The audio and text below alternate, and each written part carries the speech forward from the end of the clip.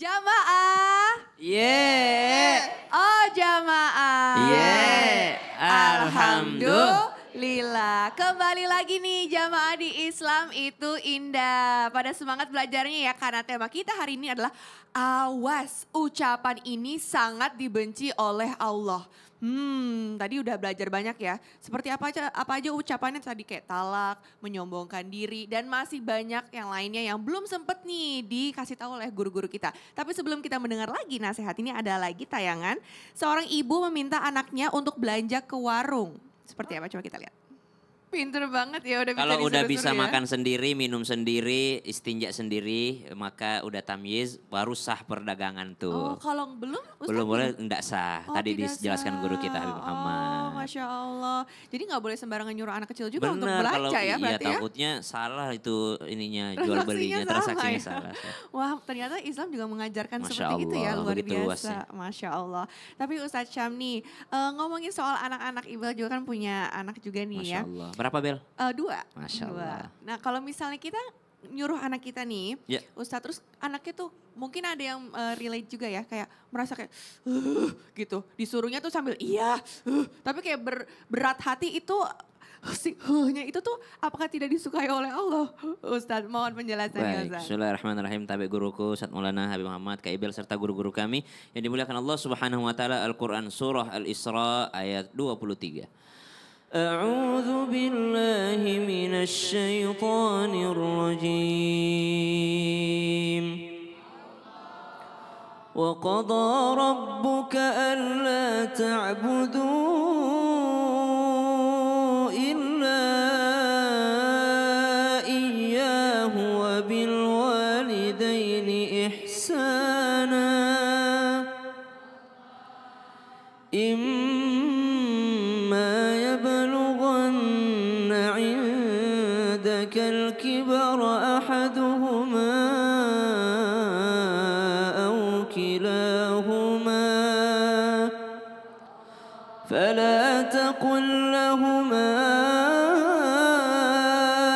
أف ولا تنهرهما وقل لهما قولا كريما.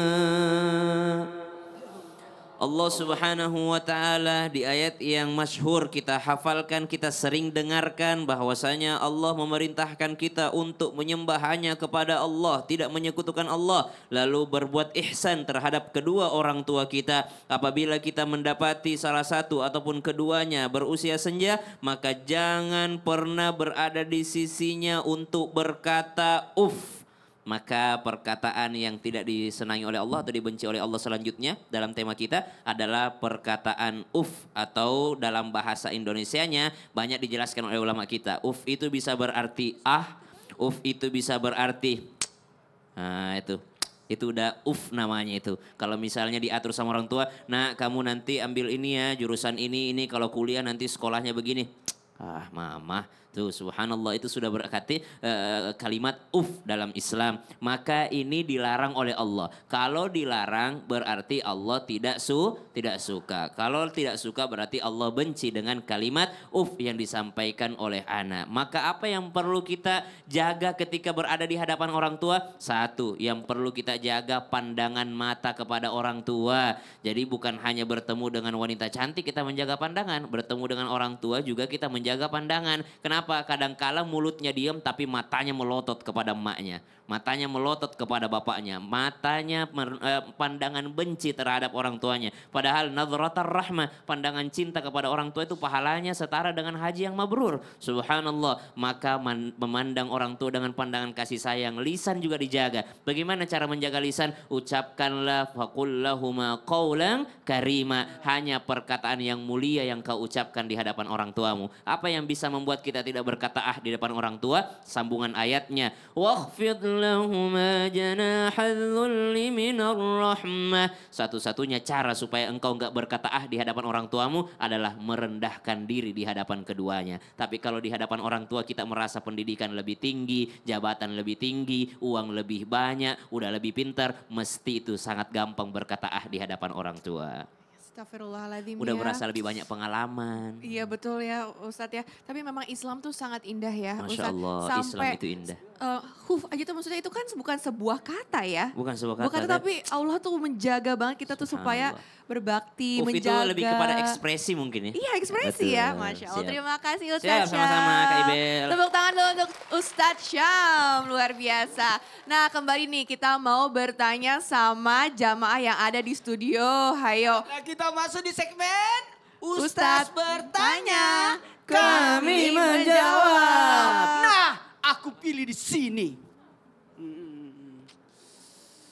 Siapa ya? Wah, kayaknya ibu ini. Silakan ibu berdiri. Bismillahirrahmanirrahim. Assalamualaikum warahmatullahi wabarakatuh. Waalaikumsalam warahmatullahi wabarakatuh. Nama saya Iis Layati dari Majelis Taklim Arafah is the best Cibadak Sukabumi. Tepuk tangan dulu. Gimana yel-yelnya Bu? Is the best. Yes. Arafah is the best. Oh, tepuk tangan dulu. Bu, saya mau nanya. Ya, Kak, pernah nggak ibu mendengar atau melihat ada orang yang minta mati? Matikan aku daripada aku sakit, begini sakit parah banget. pernah Ustaz. Di mana? Di TV lah lihat. Dia tidak mau bilang tetangganya. Itu kan fitrah manusia. Iya. Gitu. Nggak sabaran. Iya, Tapi ada pertanyaan tambahan bagi saya nih. Ibu mau masuk surga nggak? mau. Sekarang atau nanti? Ntar.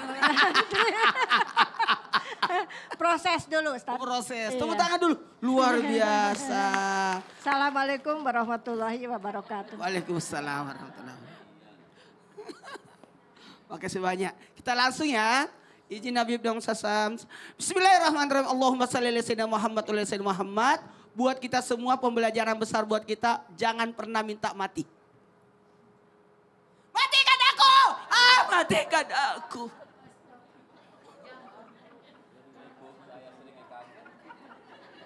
Matikan aku. Kenapa? Karena tidak tahan dengan penyakitnya. Tidak tahan dengan masalahnya. Sampai nauzubillah summa nauzubillah. Bukan hanya mau mengakhiri hidup. Tapi meminta kematian. Bunuh diri itu langsung masuk neraka loh. Bunuh diri itu membuat dia jadi kafir loh. Karena kenapa? Putus dari rahmat Allah. Putus dari rahmat Allah. Tidak boleh merusak skenario. Ini kan hidup ini kan skenario sudah diatur oleh Allah. Tidak boleh minta mati. Jangan minta mati. Karena hidup itu jauh lebih baik. Karena kita masih bisa ibadah, masih bisa bermanfaat. Seandainya umur kita masih ada 1 hari, mari kita menanam. Artinya masih ada kebaikan kan? Jamaah. Kenapa tidak boleh orang meminta mati? Karena ada kebaikan dalam kehidupan. Kalaupun engkau minta mati, maka berkatalah seperti ini. Ya Allah, hidupkanlah aku. Jikalau itu baik buatku. Ya Allah, matikanlah aku.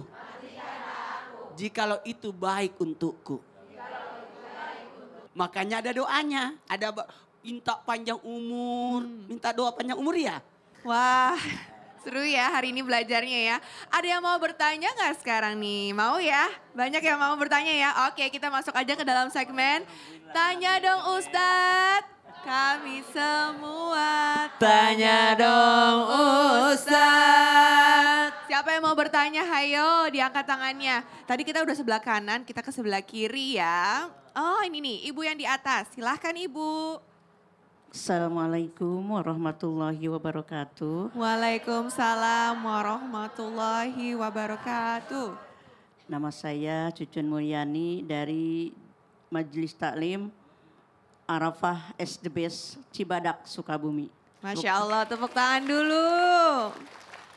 Izin bertanya ke Habib Muhammad. Siap. Siap Ibu. Sok atau Di zaman sekarang ini banyak orang yang asal ngomong sampai mengharamkan sesuatu. Udah sarapan?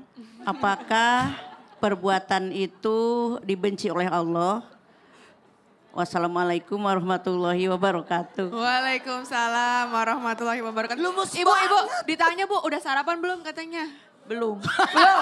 Oh pantes. Ibu abis ini ditraktirin ya sarapan sama Ustadz Maulana ya. jadi gimana pertanyaannya? Jadi pertanyaannya katanya banyak orang tuh yang asal ngomong Habib sampai mengharamkan sesuatu. Nah apakah dengan seperti itu adalah sesuatu hal yang dibenci oleh Allah? Oh baik, mengharapkan sesuatu yang halal gitu. Yes, Baik. betul. Bismillahirrahmanirrahim. Sesuatu yang halal sudah memang al-halalu bayyin wal haramu bayyin. Yang halal sudah jelas hukumnya, yang haram sudah jelas hukumnya. Jadi kita tidak boleh mengharamkan la tuharrimu ma ahalallahu lakum. Kalau dalam ayat itu ya ayyuhalladzina amanu la tuharrimu thayyibat ma ahalallahu lakum wa la ta'tadu innallaha la yuhibbul mu'tadin. Allah Subhanahu wa taala mengatakan hai artinya orang-orang yang beriman la tuharrimu thayyibat. Artinya jangan kau mengharamkan apa yang dihalalkan oleh Allah Subhanahu wa taala. Wala ta'tadu, jangan melampaui batas. Allah katakan wala ta'tadu, jangan melampaui batas. Kenapa?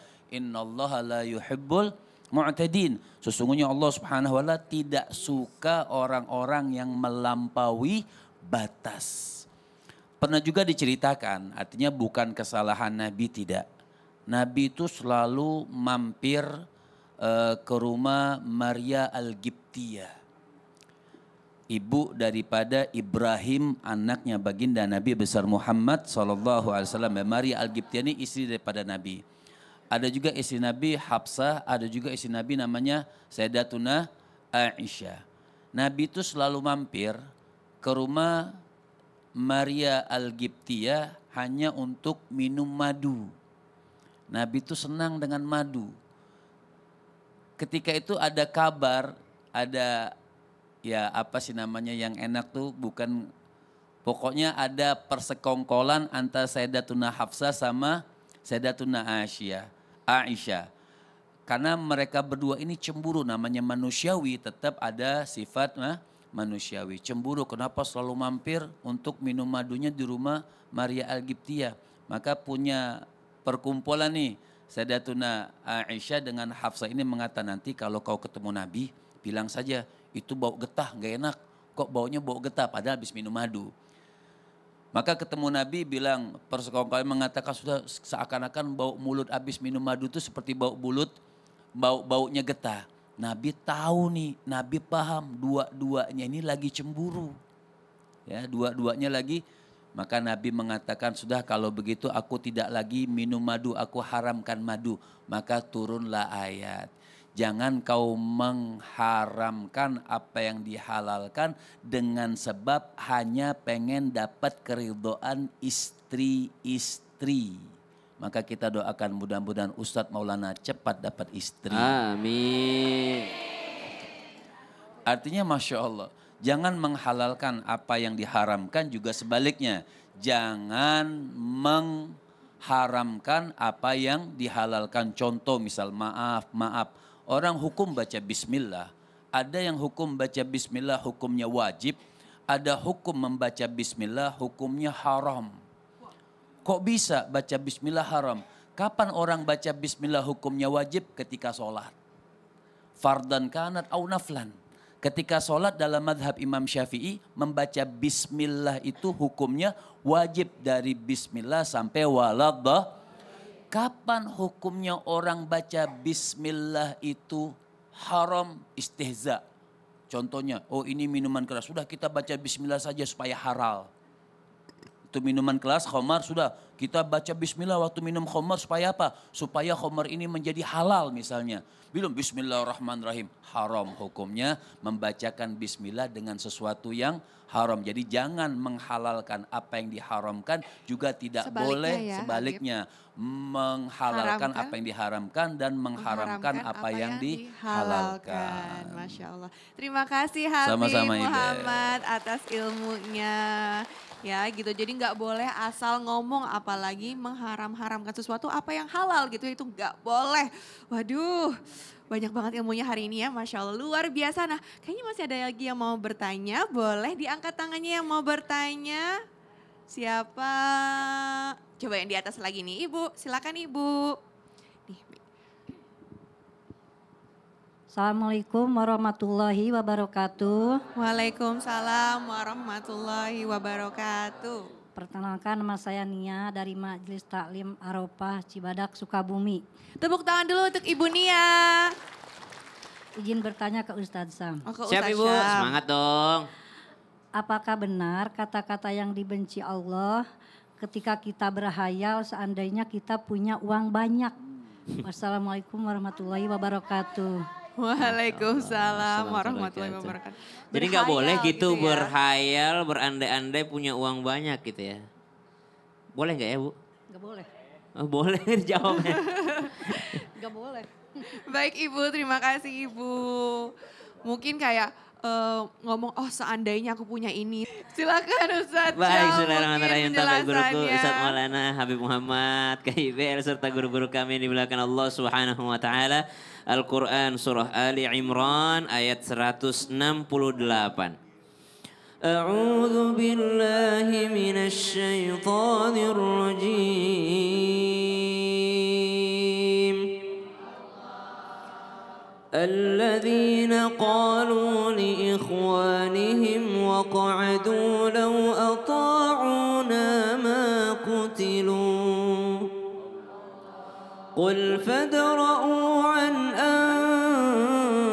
أنفسكم الموت إن كنتم صادقين.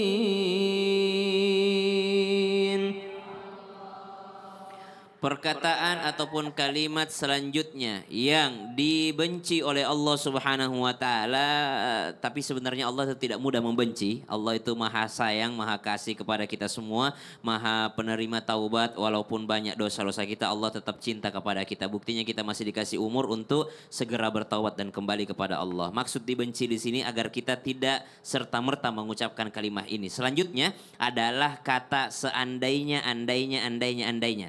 Ada satu teguran dalam Al-Quran surah Ali Imran ayat 168.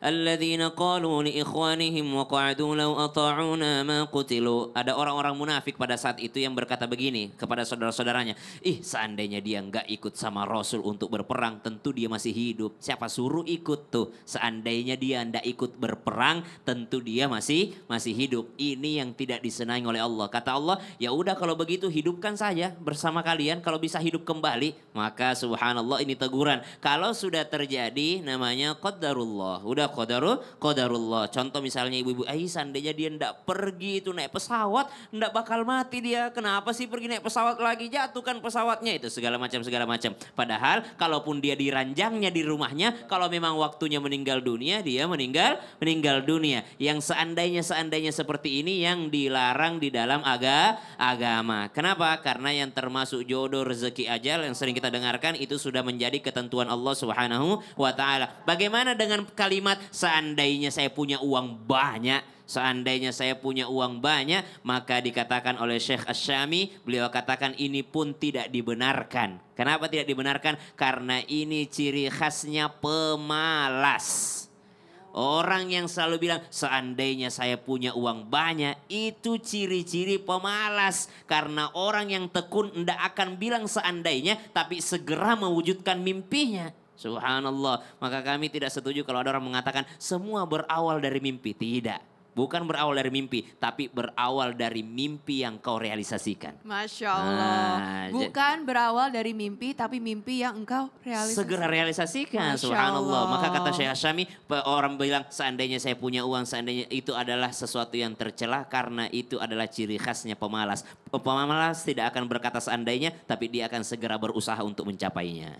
Luar biasa. Siap. Terima kasih Ustaz Syam. Luar biasa. Ada lagi yang mau bertanya mungkin? Ada lagi jamaah yang di studio yang mau bertanya? Oke, ibu ini silakan ibu. Namanya siapa bu? Assalamualaikum warahmatullahi wabarakatuh. Waalaikumsalam warahmatullahi wabarakatuh. Perkenalkan, nama saya Ibu Suryana dari Majelis Taklim Arofah is the Best Cibadak Sukabumi. Tepuk tangan dulu, luar biasa. Tanya dong Ustadz. Boleh mau nanya sama siapa bu? Habib. Habib. Ya. Semangat banget ibu nanyanya. Habib siapa bu? Habib Muhammad. Mau nanya apa bu? Ya, ada yang kenal Emang sama benar saya. orang yang sering mengucap sumpah, apalagi membawa nama Allah dan nama Nabi, itu bisa Allah marah. Allah nggak suka Membuat gitu ya nama bu ya? Allah marah. Karena kadang ada orang nggak percaya kalau kita ngomong Ustadz. Itu mungkin ibunya sering bohong kali, makanya harus begitu. Ya nggak Habib? Terima kasih. Betul. Wassalamualaikum warahmatullahi wabarakatuh. Waalaikumsalam warahmatullahi wabarakatuh. Jadi gimana Habib, boleh nggak sih kita mengatakan sesuatu sambil bersumpah, tapi atas nama Allah gitu ya? Itu boleh nggak sih Habib? Baik, Silakan siap. penjelasannya. Ibu-ibunya lempeng semua. Sampai kita ngomong dicuekin. Baik, dikatakan la tukfir aiman wa in kunta sadigan.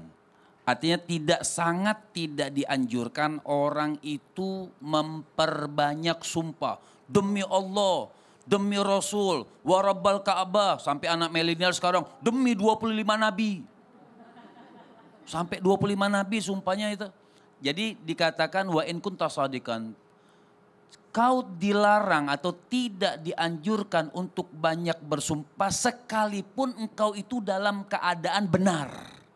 Dalam keadaan benar saja kita tidak dianjurkan untuk bersumpah, apalagi dalam keadaan bohong. Bahkan dikatakan siapa orang yang bersumpah, apalagi bersumpah dengan sumpah yang palsu, tidak lagi ada balasannya kecuali nerakanya Allah Subhanahu wa taala. Kapan sumpah? Kembali seperti masalah yang dibahas sama Ustaz Syam tadi, masalah talak misalnya. Ada yang sore, ada kinayah. Kapan orang itu diminta sumpahnya? Misal kalau kamu saya ceraikan, tadi sudah dibahas, sudah langsung terpotong satu cerai. Tapi kamu pulanglah sama orang tuamu, pulang kau kepada orang tuamu. Itu kan ada kalimat ini cerai atau bukan? Cerai atau bukan? Atau lewat WA, kamu saya ceraikan. Walaupun kalimatnya ceraikan dalam WA termasuk kinayah. Itu termasuk kinayah. Kapan kalau memang si suami benar-benar niat mencerai maka jatuh cerai. Bagaimana taunya? Hulifa biyaminihi. Baru boleh diminta sumpahnya. Di situ boleh.